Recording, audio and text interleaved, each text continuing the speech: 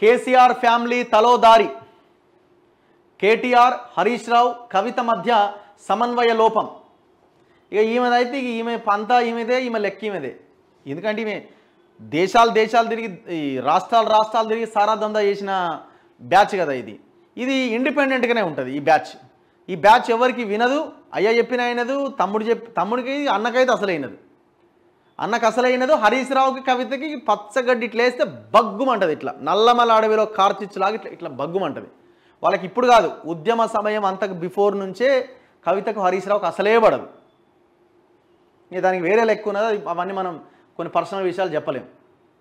ఇక సంతోష్ ఏమో మొత్తం ఇక ఈయన వీల్ చైర్ నూకుడు, గోళీలు ఇచ్చుడు, మందు పోసుడు దాంట్లో ఆయన సంతోష్ బిజీగా ఉన్నాడు. ఇక ఆయనకి రాజ్యసభ కూడా అయిపోయింది మొన్నటితోని. నువ్వు ఏడికి పోద్దురని ఆయన, నువ్వు నాతోనే ఉండాలి, నేను ఈ నా జీవితకాలం అంతా నువ్వు నా పక్కనే ఉండాలి ఆయన. సో ఇట్లా ఇప్పుడు ఈయన బాధ ఏంది, సంపాదించిందన్న అట్లే ఉన్నది, అది అట్లుండాలి, నన్ను ఏ కేసులో ఇన్వాల్వ్ అవ్వకపోతే చాలు. ఇప్పుడు ఒక్క స్టేట్మెంట్ ఏమని సంతోష్ రావుని గవర్నమెంట్ మీద, దొంగ హరితహారం పేరుతో వేల కోట్ల రూపాయలు మింగిండు. బీజేపీతో పొత్తు విషయంలో భిన్నాభిప్రాయాలట. అసలు మిమ్మల్ని ఎవడు పొత్తు పెట్టుకుంటా అంటున్నాడు? ఇప్పుడు మిమ్మల్ని ఎవడన్నా రా అని పిలుస్తున్నాడా? ఏ పార్టీ అన్నా? సచ్చిన పార్టీ, ఆల్మోస్ట్ సావు బతుకుల్లో ఉన్నారు మీరు. ఎవడు పిలుస్తున్నాడు మిమ్మల్ని?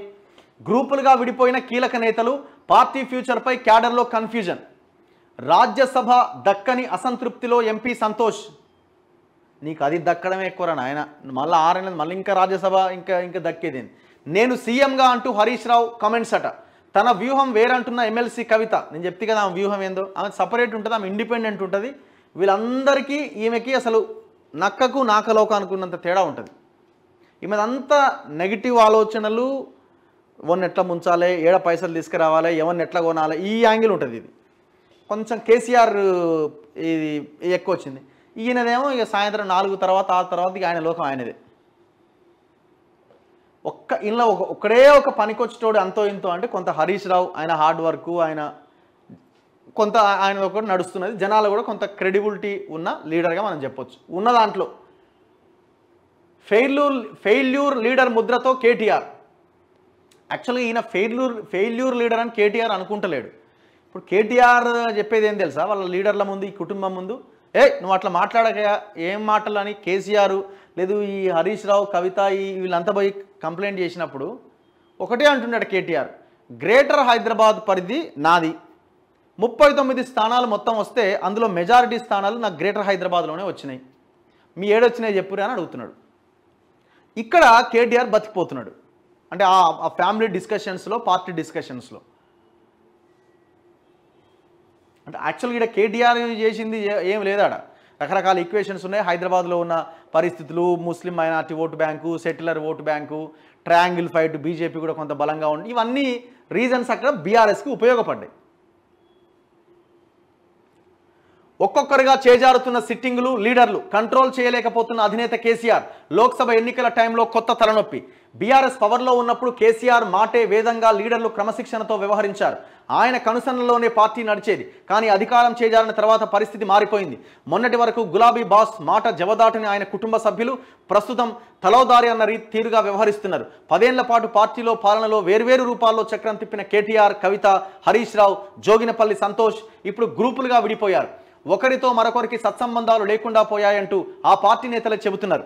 బీజేపీతో పొత్తు విషయంలో వీరి మధ్య భిన్నాభిప్రాయాలు వ్యక్తమవుతున్నాయని, అయితే అసలే లోక్సభ ఎన్నికలు దగ్గర పడుతుండటంతో పొత్తుపై నిర్ణయం తీసుకునేందుకు పార్టీ అధినేత కేసీఆర్ సతమతమవుతున్నారని అంటున్నారు. అధినేత ఫ్యామిలీలో నెలకొన్న పరిస్థితితో డైలమాలో పడ్డ క్యాడర్ ఒక్కొక్కరుగా కాంగ్రెస్ గూటికి చేరుతున్నారు. అయినా వారిని కేసీఆర్ నిలువరించలేక నిస్సహాయులుగా మిగిలిపోతున్నారు.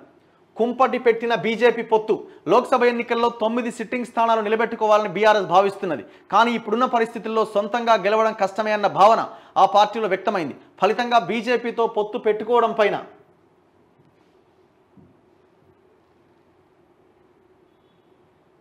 ఆలోచనలు మొలకెత్తినాయి. సొంత పార్టీ లీడర్ల నుంచి కేసీఆర్ అభిప్రాయాలు తీసుకుంటున్నారు. కానీ ఆయన ఫ్యామిలీలో మాత్రం భిన్నాభిప్రాయాలు వ్యక్తమవుతున్నాయి. పొత్తు వద్దంటూ ఒకరిద్దరు తేల్చి చెప్పారు. అసలు నాకు అర్థం కాదు, ఎవడు మిమ్మల్ని పొత్తు పెట్టుకుంటామని రెడీ అయ్యిండు? ఈ పేపర్లు కూడా కొంచెం అటు ఇటుగా ఉన్నాయి. కేంద్రంలో ఎలాగూ ఎన్డీఏ ప్రభుత్వం ఏర్పడబోతున్నందున క్యాబినెట్లో చేరేందుకు పొత్తు అవసరమని మరో ఒకరిద్దరు అభిప్రాయపడుతున్నారు. కానీ దీర్ఘకాలంలో అది పార్టీకే నష్టమన్నది వారిలో కొందరు అభిప్రాయం. అసెంబ్లీ ఎన్నికలప్పుడే బీజేపీ బీఆర్ఎస్ సన్నిహితంగా ఉన్నాయని విమర్శలు వచ్చాయి. ఇప్పటికీ ఆ ఫ్రెండ్షిప్ కంటిన్యూ అవుతున్నదంటూ కాంగ్రెస్ ప్రచారం చేస్తున్నది. ఇలాంటి పరిస్థితుల్లో పొత్తు పెట్టుకుంటే కాంగ్రెస్కు అడ్వాంటేజ్ అవుతుందనేది ఒక వాదన. ఫ్రెండ్లీ రిలేషన్స్ అనే అపవాదు కంటిన్యూ అవుతున్నందున లాంఛనంగా పొత్తు పెట్టుకుంటే కొత్తగా వచ్చే చిక్కేమీ లేదని, కేంద్ర క్యాబినెట్లో చేరవచ్చనేది మరొకరి వాదన. రాజ్యసభ రాలేదంట, సంతోష అసంతృప్తి అట. హరీష్ ఇలా, కవిత అలా, అసలు వీళ్ళిద్దరికీ పడనే పడదు. KTR fail, KCR silent. ఇక లోక్సభ ప్రచారం బాధ్యత ఎవరికి ఇవ్వాలి? తనుకోరి. జనాన్ని చంపిరు కదా ఇన్ని రోజులు, లోపల రూమ్లా కూర్చొని తన్నుకోరి. ఇప్పుడు రాజులు రాజ్యాలు ఎట్టగూలిపోయినాయి, అంతర్గత కుమ్ములాటలు, రాజ్యంలో ఉన్న వాళ్ళు రాజ్యాన్ని కూలగొట్టుకున్నారు. అదే జరిగింది. ఇది ఎంత దాకా పోద్దన్నది చూడాలి. కానీ కేసీఆర్ చాలా జాగ్రత్త, ఎందుకంటే నిన్నేమైనా చేసినా చేస్తారు ఈ దుర్మార్గులు.